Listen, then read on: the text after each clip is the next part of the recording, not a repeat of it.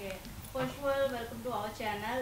नया सॉन्ग आ रहा है, अभी तक ऑडियो ही आया है, क्या कुछ कहना चाहेंगे? ऑडियंस काफ़ी ज़्यादा बेकरार है वीडियोस देखने के लिए, तो फर्स्ट ऑफ ऑल क्या कुछ कहना चाहेंगे ऑडियंस को आप अपने? ऑडियंस को सबसे पहले तो यही कहना चाहेंगे कि आप ही लोग हमारे लिए सब कुछ हैं। तो हमारा ये गाना अभी रिलीज़ हुआ है बेहिसाबा, जिसमें मेरी आवाज़ है और म्यूज़िक देने वाले ये तीन सज्जन यहाँ बैठे हुए हैं। इन्होंने उसमें बहुत ही मैजिकल म्यूज़िक दिया है और मैं यही चाहूँगा कि आप लोग प्लीज़ वो गाना सुनिए। इस वक्त वो हर प्लेटफॉर्म पे है, यूट्यूब पे भी है, जियो सावन पे है, स्पॉटिफाई पे है, जितने भी प्लेटफॉर्म्स हैं आप वहाँ जाके सुन सकते हैं अपनी कन्वीनियंस के हिसाब से। और उस गाने को जितना हो सके भर भर के प्यार दीजिए। सर आप क्या कुछ कहना चाहेंगे? 17 साल की जर्नी के बाद एक बार फिर कमबैक कर रहे हैं, कैसा लगा? क्योंकि हम लोग दोस्त हैं, पता नहीं कितने साल से, मेरे को लगता है 17-18 साल 20 साल सबसे, जब से हम लोग स्कूल में थे, लोअर केजी, तब से। पहला जो गाना आया था हमारा जोगी सिंह मनाला सिंह और इनका बैंड ऑफ बॉयज़ जब लॉन्च हुआ था वो एक ही टाइम पे हुआ था। But it's after so many years that we are coming together to do a song. और हम नेबर्स भी हैं। हम एक बार ऐसे ही बैठ चिल कर रहे थे तो वहाँ पे सुधांशु ने एक मुखड़ा सुनाया एक गाने का और सुन के हमने कहा यार ये तो बहुत ब्यूटीफुल है, इसको गाने को सही से मिल के बनाते हैं बढ़िया तरीके से, तो अच्छा बना। I think you guys will like it. It's very today's vibe thanks to this kid and of course Sudhanshu अपना एक वो जो आवाज़ है, जो सिल्की जो एक टेक्सचर है उनका, वो नेबर्स के साथ, नेबर्स का गाना बनाने में बहुत फ़ायदा होता है कि ट्रैवलिंग एक्सपेंस बच जाता है, पेट्रोल और एंजॉयमेंट हाँ, एंजॉयमेंट तो है ही। वो तो ऊपर से ही गा देते थे, नहाते नहाते तो नीचे मनमीत रिकॉर्ड कर लेता था ऐसे बैठ के कि अरे आवाज़ आ गई, हाँ भाई रिकॉर्ड। मैं एक्चुअली गाता था, ये ऊपर से पड़ा था वैसे परकशन से ऊपर, गाना ऐसे ऊपर नीचे, ये ना जैसे ना तेरे सामने वाली खिड़की में जैसे बना था, ये भी वैसे ही बना है। नहीं, but on a serious note, this has been one of the most, I think, most interesting combination of people, because Harmeet Manmeet obviously पूरी दुनिया जानती है उनको, इतने सालों से इतना ब्रिलियंट, उन्होंने इतने सुपर हिट गाने दिए हुए हैं, सुपर डुपर हिट गाने दिए हुए हैं। तो हमको तो शायद वहाँ पहुँचते अभी समय लगेगा, but coming together as performers, as artist in this, you know, their sound, his tune, you know, he's a phenomenal singer himself, you know. So all the artists coming together and creating something like this, you know, which is magical, you know, nothing short of magic, I think, is just a beautiful, it's a very spiritual experience. I think you evolve every time you do something like this, you evolve. मैं मीत brothers से जाना चाहूँगी, Sudhanshu sir as a actor ज़्यादा अच्छे लगते हैं, as a singer ज़्यादा अच्छे लगते हैं आपको? दोनों क्यों नहीं? एक्चुअली अकॉर्डिंग टू यू किसमें ज़्यादा बेटर है? एक्टिंग तो हम सब ने देखी हुई है और लोग देख ही रहे हैं, इनके शो के अनुपमा के सब दीवाने हैं। लेकिन मुझे लगता है कि बिल्कुल बराबर की सिंगिंग टक्कर की है इन्होंने, क्योंकि गाना इतना आसान नहीं है, बहुत हाई ऑक्टेव का गाना है ये। और वहाँ पे जो उसका जो पहला जो स्क्रैच था जो उन्होंने गाया था, तो वो उस चीज़ को पकड़ के उसको और ऊपर ले जाना एक अच्छा सिंगर ही कर सकता है। तो मैंने उनको वही बोला, इन्होंने अपनी आवाज़ ज़्यादा खर्ची नहीं, इतने साल एक्टिंग कर रहे थे, तो वोकल कॉर्ड्स अभी भी एक यंग बॉय की हैं। आप बोलो कि धोनी की विकेट कीपिंग अच्छी है, बैटिंग अच्छी है, दोनों ही अच्छी है, वो वाली बात है, धोनी है हमारे। क्या बात है। सुधांशु सर आपसे जानना चाहूँगी कितना चैलेंजिंग रहा, क्योंकि 2000 से आपने इस फील्ड को एक एक्टिंग के लिए छोड़ दिया था, अगर मैं देखती हूँ तो अब इस पे उतरना कितना चैलेंजिंग रहा आपके लिए? नहीं, पर बाथरूम में तो रोज गा रहे हैं, मुझे आवाज आती है मैं वही बोलने वाला था, है ना।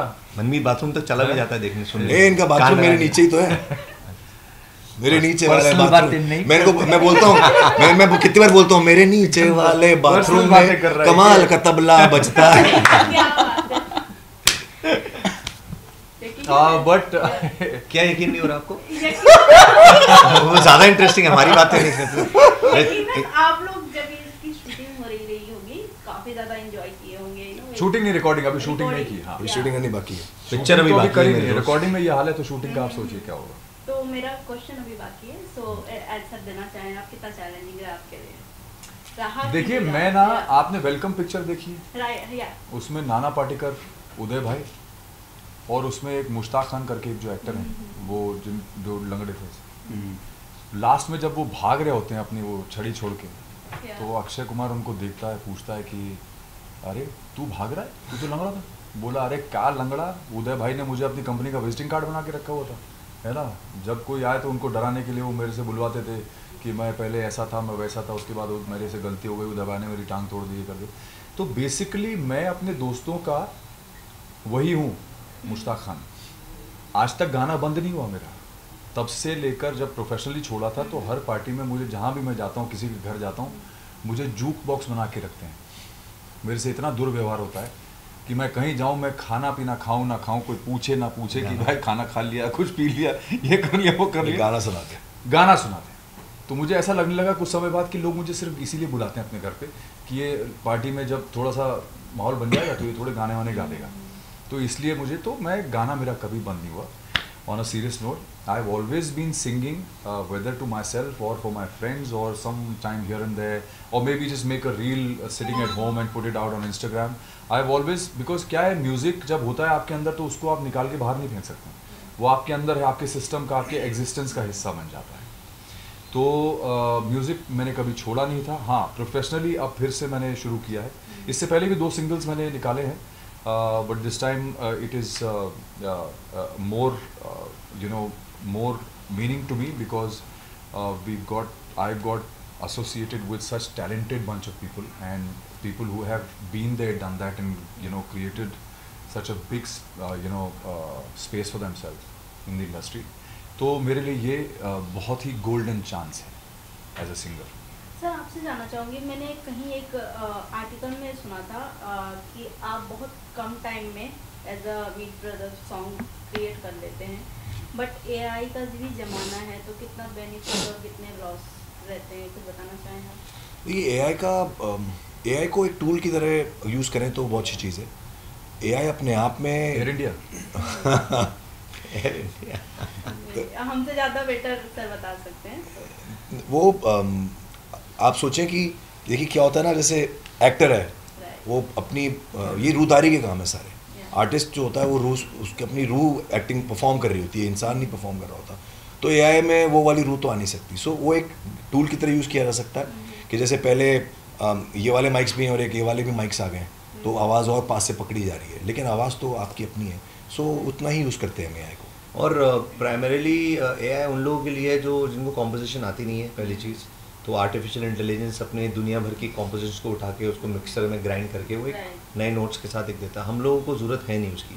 हाँ, कभी ये हो सकता है कि कुछ काम फास्ट करना हो और छोटी मोटी चीज़ कुछ म्यूज़िक पीस को कुछ कर टाइम नहीं हो, तो टाइम सेविंग टेक्निक के टूल के हिसाब से हम यूज़ कर सकते हैं।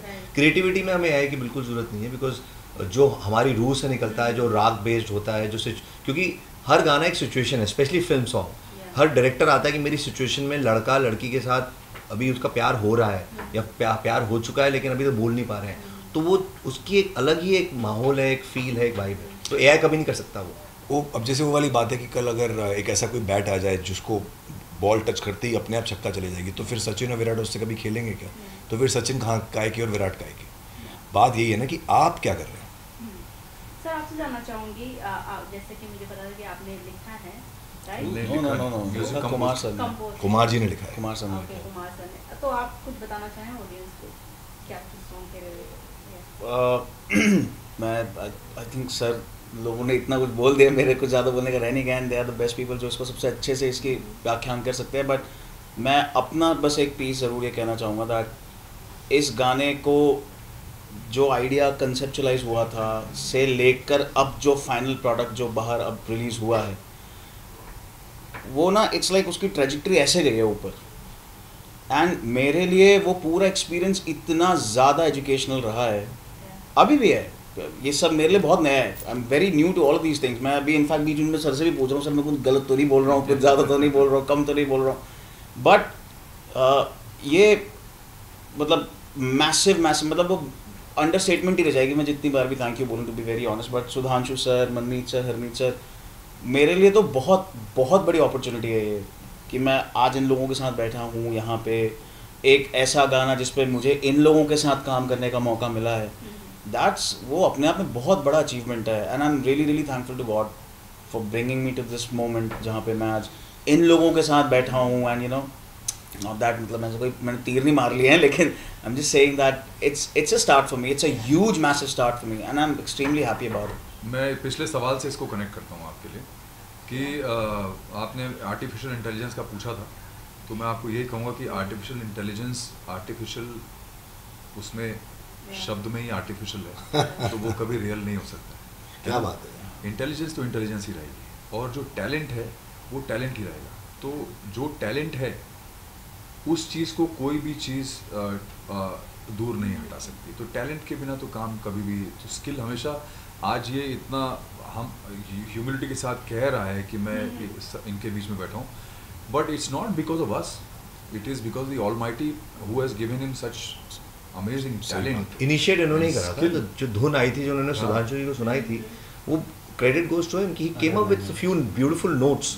उसको हम लोग आगे तक ले गए, निभाया, whatever, but see it's a big contribution कि एक ऐसी चीज़ को इसने पैदा करा जो कि इट्स नाउ साउंडिंग वेरी, और ये अभी भी नहीं जानता कि अगर ये किसी फिल्म में बड़े एक्टर के ऊपर और जब आगे चल के लगेगा ये गाना, तो वो बहुत ही बड़े लेवल पे जा सकता है, and then he can, you know, he can be a national sensation. I mean Sudhanshu is already, but he will also B.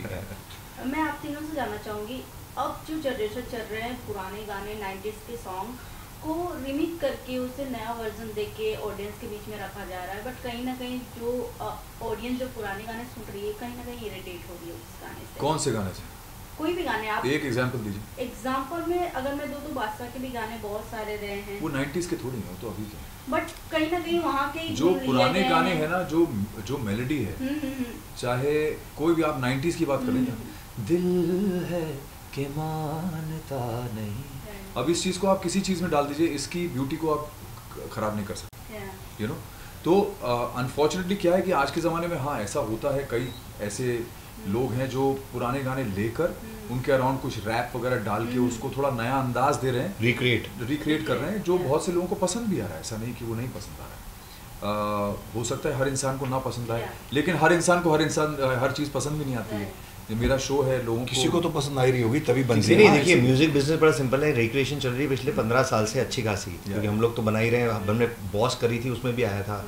तो वो क्यों बन रहा है? क्योंकि पहले जब 3 साल जब रिक्रिएशन आई, तो ऑडियंस ने पैसे फेंके कि मुझे गाने हिट हुए, तो म्यूजिक कंपनी से बोला यार और बनाओ। अगर फ्लॉप हो जाते और ऑडियंस को नहीं समझ में आता, तो आपको बिजनेस बता रहा हूँ कैसे चलता है ये वाला, कि अगर ऑडियंस रिजेक्ट कर देती, जनता हमारे देश की, तो और बनते ही नहीं। हाँ, कुछ लोग हैं जिनको नहीं पसंद में आता, because they are very touchy and emotional, जो कि उनको हम गलत नहीं मानते। कई लोग इमोशनल होते हैं, उनको रिस्पेक्ट देनी चाहिए, बट रिक्रिएशन अगर ढंग से की जाए तो it's not a bad. Lastly क्या कुछ कहना चाहेंगे ऑडियंस को, और आपके शब्द में हम एक गाना सुनना चाहेंगे, आपके ऑडियंस भी सुनना चाहेगी लाइव? हमारा गाना आ गया है बेहिसाबा, आप जाके अभी चेक करें अपनी म्यूजिक पर, सुधांशु ने गाया है, शाश्वत और हमने म्यूजिक दिया है, और अब आप लाइव सुनेंगे, सुधांशु गाएंगे गाने। जूक बॉक्स हो गया तेरे बिना था, इंज तू यार मारिया, मेरा एतबार मारिया, हो झूठा था तेरा हर वादा, इंज तू यार मारिया, मेरा एतबार मारिया, क्यों ना तुझको पहचाना, क्या था दिल में ना जाना, हाल मेरा कर डाला है डूबे किनारों सा, यार तुझे तरस न आया, दिल ये तेरा बरस न पाया, हाल मेरा है बारिश में सूखे किनारों सा, बेसाबा इश्क था, कुछ ज्यादा इश्क था, जो कर गया मुझको पागल आवारों सा, कल था मैं आसमां, अब तो मैं फिर रहा जमी पे जैसे टूटे किनारों सा। गाना कुमार ने लिखा है, आप जाएं और अभी इसको चेक करें म्यूजिक पर। कुमार पाजी हमारे बर्थडे पर आए, वो बहुत कमाल के राइटर है, इंडिया के नंबर 1 टॉप राइटर है, जिन्होंने हमारा बेबी डॉल चिटिया कलम भी लिखा है। बहुत जस्टिफिकेशन दिया है। Obviously you can't go wrong with him, you know, he is got some ऊपर से उनको बख्शिश है। Thank you thank you very much. Thank you ji.